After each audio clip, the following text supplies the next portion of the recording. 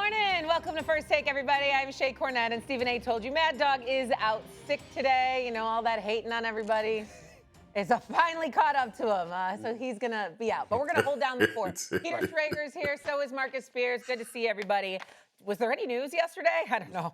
Just a little bit that happened in the NFL. Let's get right to it. We begin with the news, of course, that Mike Tomlin and his era in Pittsburgh has come to an end. So, Tomlin, the longest tenured head coach in the NFL, at least he was this past season. In 19 seasons as head coach, Tomlin never had a losing season. He's tied with Bill Belichick for the second longest streak of seasons finishing 500 or better in NFL history. In just his second year as head coach, Tomlin led the Steelers to a Super Bowl, defeating the Arizona Cardinals in Super Bowl 43 to capture the franchise's sixth title. However, despite never having a losing record, Tomlin and the Steelers have lost 7 straight playoff games, and their last win dates back to the AFC Divisional back in 2016. It is the longest playoff losing streak in team history and the longest active playoff losing streak as well. Here's Ravens owner Steve Bisciotti right after hearing the news of Tomlin. Mike Tomlin stepped down at Pittsburgh. He did? Is it official? That's what I keep hearing. So, is he a candidate here? Holy shit, Mike, wouldn't that be awesome?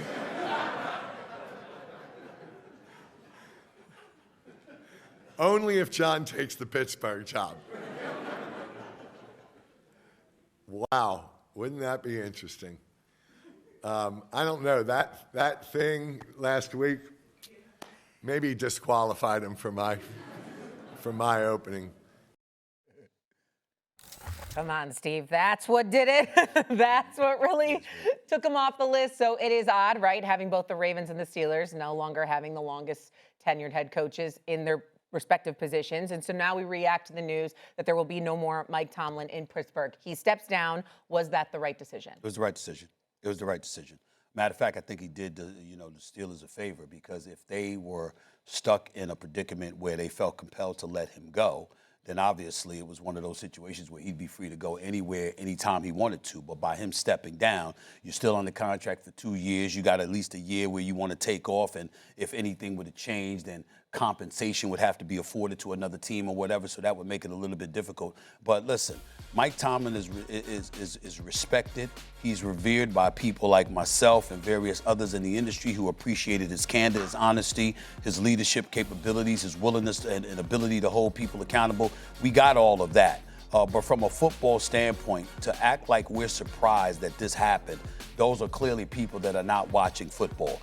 Yes, you had 19 straight winnings, better than 500 seasons, 500 or better seasons. We understand that. That's an NFL record. 193, 114, and 2 over his career. 63% of the games he actually won. 12 double-digit winning seasons. All of that's true, okay? But it's also true that you haven't won a playoff game since 2016, that you're 0-7 since that span. That coming into that 7th loss on Monday night, where me and Swagu was damn near hugging one another because we were freezing our bones off, and we needed all the help we could get, attaching ourselves to heat. You got me sitting on the bench with the heat on, for crying out loud, looking for all the heat I could get. Coming into that game, just to put it in perspective, the Steelers hadn't won a game since 2016. They were outscored 73-0 in the first quarter of playoff games that they had lost. They had been outscored. They had faced at least a 20-point deficit in every single one of those playoff games. This was coming into Monday night, and then you ended Monday night losing by 24, getting outscored 23-0 in the fourth quarter.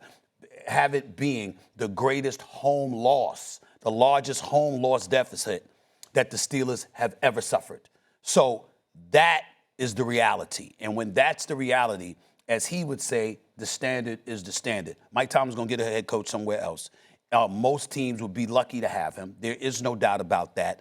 But in Pittsburgh, there's nothing wrong with the city or the organization saying it's time. And it's a testament to Mike Tomlin that he sensed that it was time, and he didn't make any drama out of it. Literally a day after the season was over, he said, I'm walking away. And that's exactly how it went down, Stephen A. The game ends, and there was a 9 a.m. meeting with him and Art Rooney, and he was the one who said, we're good. And avoiding any of the awkwardness, avoiding any of the discomfort. Then they had a team meeting in the facility, and a lot of Steelers players thought this was still up in the air.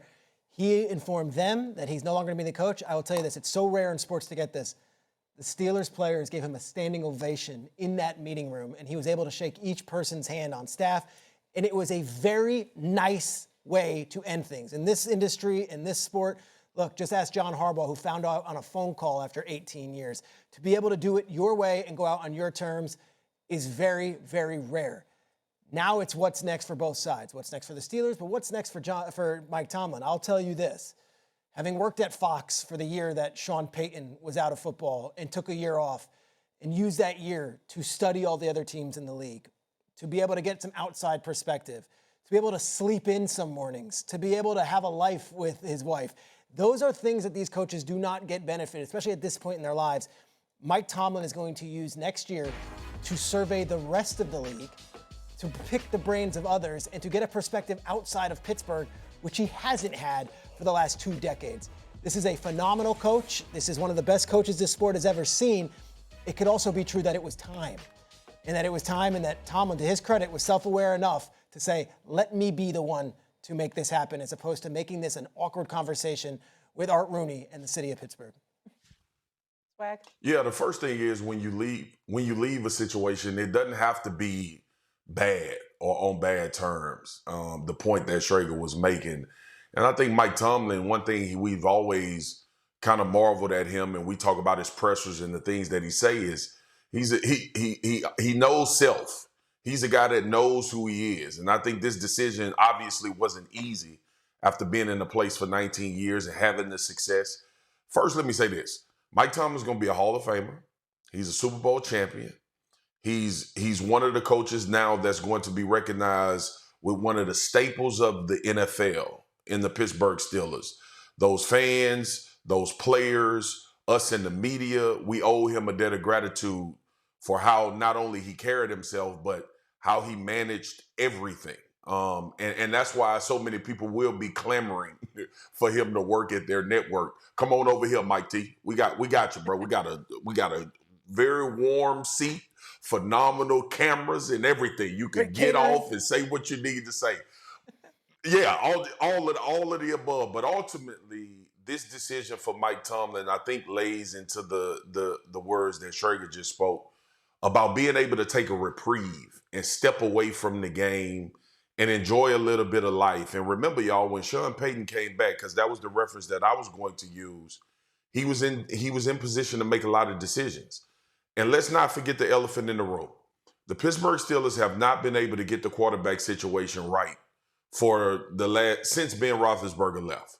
They've tried, they've patchworked it, they've tried to figure out who would be the guy. They drafted Kenny Pickett thinking he could potentially be the franchise guy, and that position never got to the point where it was comfortable enough for a coach to really feel like he could make a run in the playoffs. So I get the playoff losses, and I understand when we talk about the record, but the reality is they never had a guy at that position that was good enough to take them on a playoff run.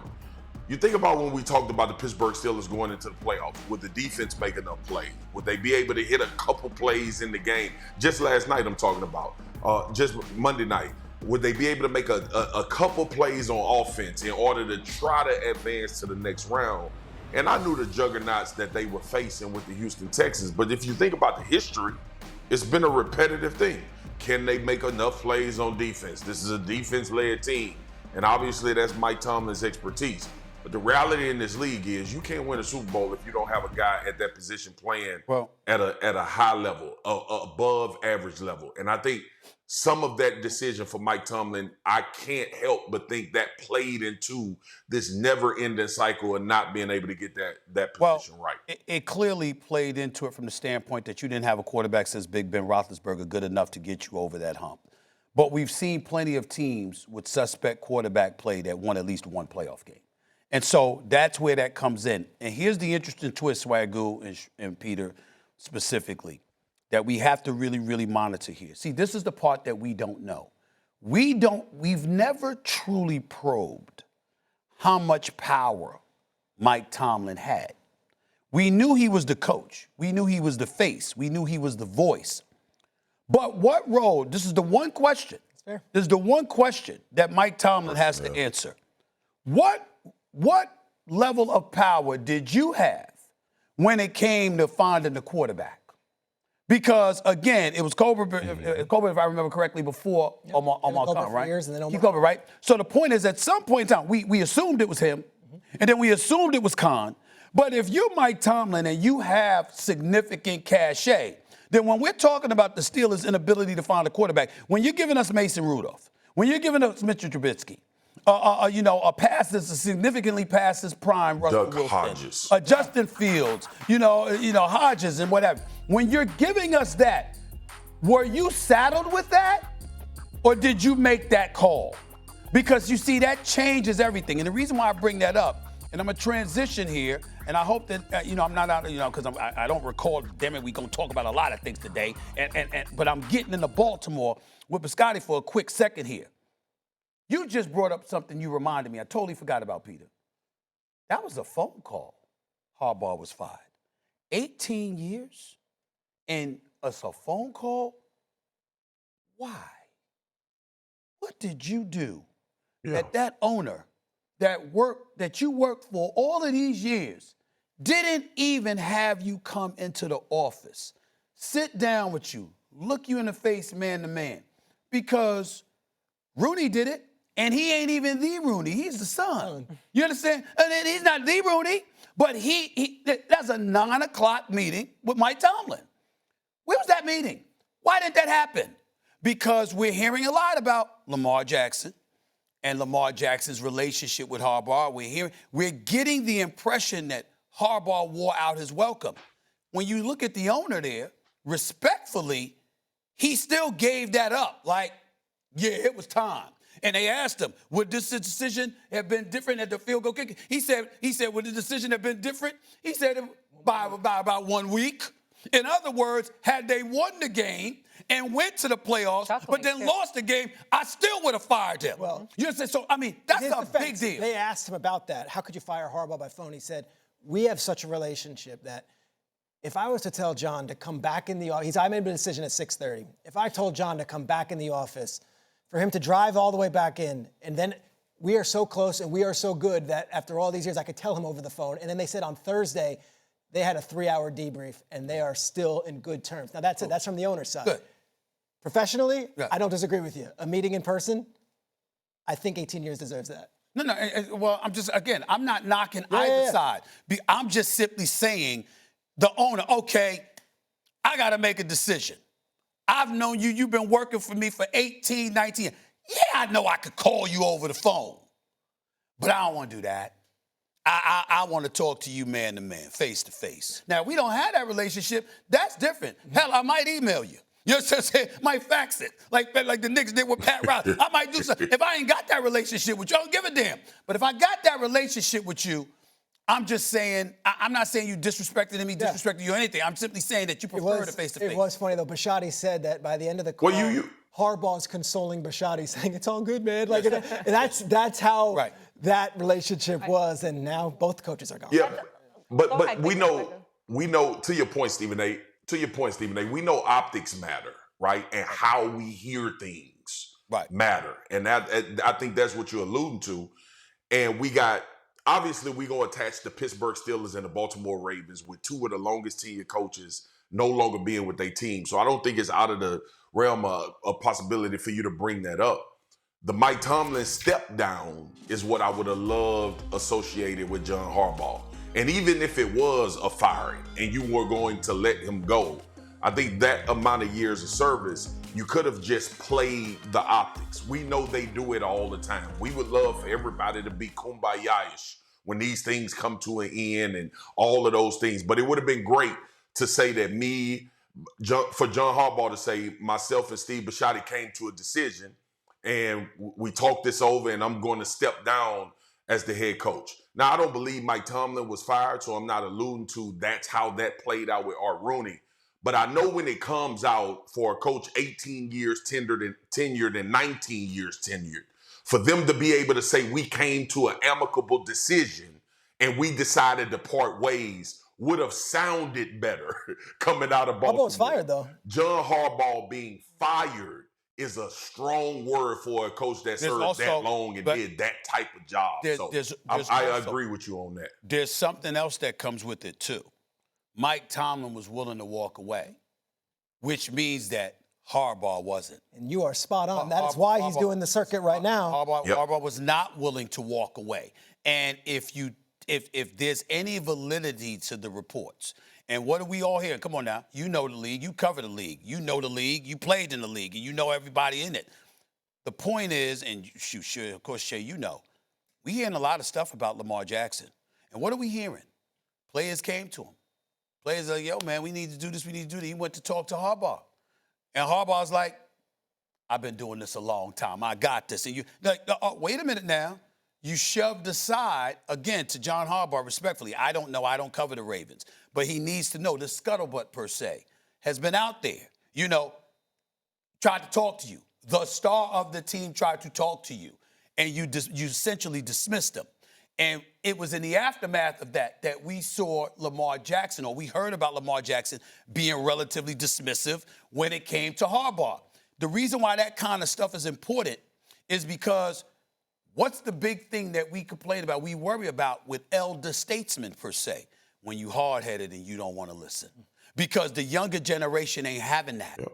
That is the kind of stuff that gets in the way of you ultimately being handed the reins. You see? And Tomlin don't have that problem, because Tomlin walked into the office, came across as an individual self-aware of the circumstances, and essentially said, I heard everybody. You booing me weeks ago saying fire Tomlin and all of this. I got you. You don't have to push me out the door. I'll walk out gracefully. That's the kind of thing that'll make you say, Stephen A. Let him come back. Let him go to another team. Harbaugh, not so much, Stephen A, based on the storyline.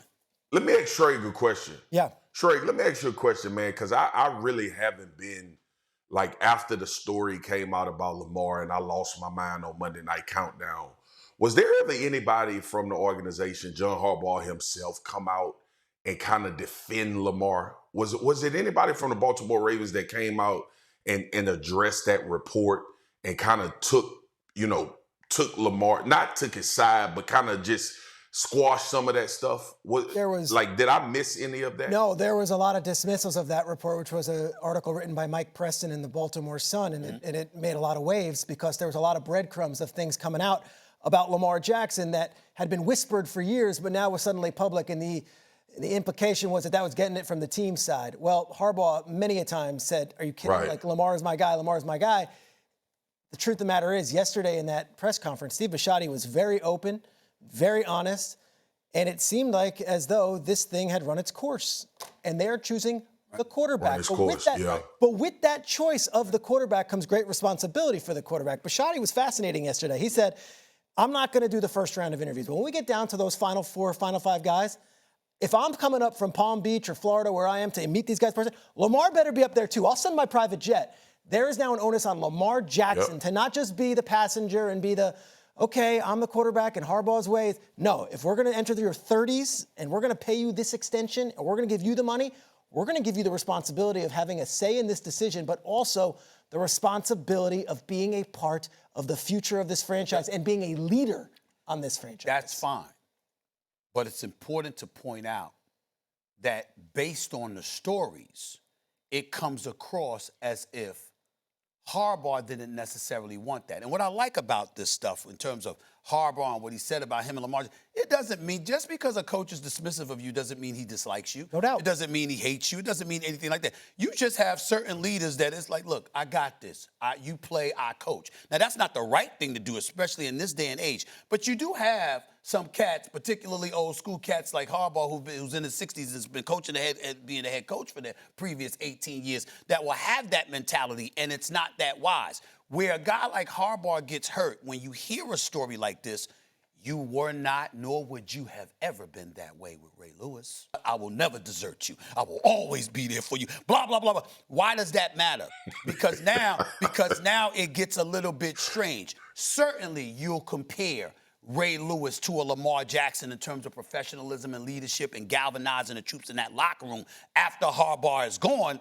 But you're also going to look at Harbaugh and say, well, why were you so receptive to him? And why didn't you work out a way to be more ingratiating with Lamar Jackson. It's one thing to tell the media that. It's one thing to give off that pomp and circumstance in front of the cameras. But what happens behind the scenes, if I'm the owner of Bisciotti, that's where it comes from. And it's just the latest proof. And it's not a bad thing. But when we sit up here, you guys, me, others, and we get criticized because like an Aaron Rodgers in a press conference and people, tweeting and doing all of this other stuff. He's, he has some legitimacy to what he's saying because Aaron Rodgers is an intelligent brother. He's not a dummy here.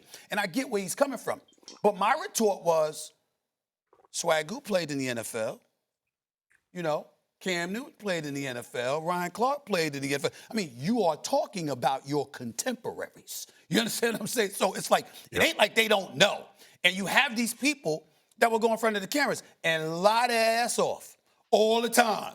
And when we catch them, see, the problem is we got the receipts and we catch them later.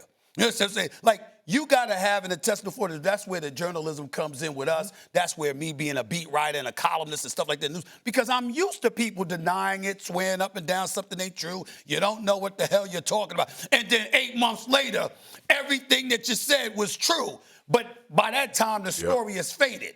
See, John Harbaugh was counting on that. And now it's coming back, and everybody's looking at him. We respect him. We know how good he is. We know what he's accomplished. But in the end, your job was to figure out a way to lead the leader, which is Lamar Jackson, and you didn't do it good enough. I also think that's the bottom line. They looked at it as this. Lamar is now going to be 30 next season. It's a 2-time MVP, 3-time first-team All-Pro. And we haven't gotten to the Super Bowl yet. I don't know if Lamar Jackson and his style of play is going to be a quarterback that's playing in his late 30s, early 40s. The window is now. And if we can't get over the hump the last few years, give me some sort of indication that you as a leader, John Harbaugh, and your crew of coaches can get us over the hump next year. So when you do that and you really do the analysis, Bisciotti had another great line yesterday. He's like, when you come to the point where you have no regrets and you wake up in the morning and you just know, no second thoughts, then it's time. He had no regrets firing John Harbaugh. He knew that a change is needed, and the window is kind of smaller than you think. It is. 2 to 3 years max. Shae, I know you're head spinning over there. What are your thoughts? I'm sorry. I keep going. No. This is big news. We're going all over the place. First of all, John Harbaugh and Lamar Jackson together both created a lot of success, a lot of wins, All-Pros, Pro Bowls, 2-time MVP. They helped each other a lot. In the end, that relationship just fizzled. It was time, I think, for both of them to go in different ways. Also, I want to note, though, John Harbaugh is meeting today in the Giants facility. You probably know that as well. He is clearly at the top of a lot of people's lists, and I think this news will probably, you will know better than me, start to come out sooner rather than later as to where he wants to go, right, John Harbaugh? There's the Giants, the Falcons, and the Titans are all very much in the mix. The Giants have been very, very proactive in getting John Harbaugh into that building and having conversations, to which it is what might not have worked with another team could be he could hit it off with Jackson Dart and could be completely great. Or, so you know what? Makes sense. To your point, maybe John Harbaugh in his 60s isn't the best thing for a young quarterback, and another franchise might want to go a different way. Well, I believe in John Harbaugh. So do I. I'm in no way implying that he doesn't deserve to be a head coach in the National Football League. That's not what I'm saying at all. What I am saying, however, is that it's entirely possible that two things could be true. Yep. You deserve to be a coach at a different franchise, but you also deserve to be fired from Baltimore because of what transpired and the fact that you very, very well may have lost the locker room, because Lamar doesn't come across as the most talkative person in the world. And if he came to talk to you like the reports say, he was sent there by teammates. And if you were dismissive in any way towards him, imagine how dismissive you were to others, because they felt compelled to go to Lamar to speak up on their behalf because, hey, you're the guy that we need to talk to about Coach. And Coach didn't listen. Let me tell you something in football. If a coach ain't listening to Lamar Jackson, you ain't listening. Because even if I don't give a damn if he spoke Arabic and you don't understand a word he's saying, you gonna still go like this. Yeah, we gotta figure it out. That's Lamar Jackson. You gotta listen. Okay, you don't listen to Lamar Jackson. You don't listen to Josh Allen. You don't listen to Patrick Mahomes. You don't listen to Joe Burrow. Chances are you're going to be out of a damn job. That's fair.